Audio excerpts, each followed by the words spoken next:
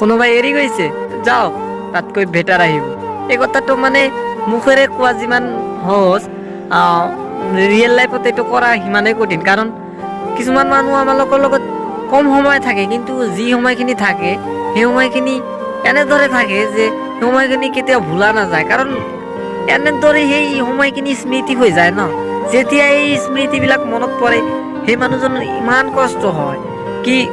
আৰু একটা কথা যে এই স্মৃতিবিলাক ভুলাটো সম্ভৱ নহয়। কাৰণ যিমানে আপুনি এই স্মৃতিবিলাক ভুলাৰ চেষ্টা কৰিব ন, সিমানে এই স্মৃতিবিলাকে আপোনাক কন্দুৱাব। সেইকাৰণে এই স্মৃতিবিলাক ভুলাৰ কোনো দৰকাৰ নাই। কাৰণ কোনোবাই আপোনাক এৰি গৈছে তো আপোনাৰ দুখ নাই, তবুও তাই এৰি গৈছে, সেইকাৰণে তাৰ কাৰণে কান্দিতো আৰু লাভ নাই ন।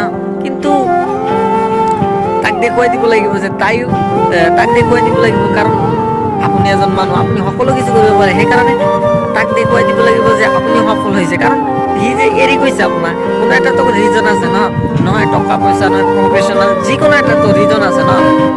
কাৰণ অবিহনেতো সি যোৱা নাই, সেই কাৰণটো আপুনি চল্ভ কৰক।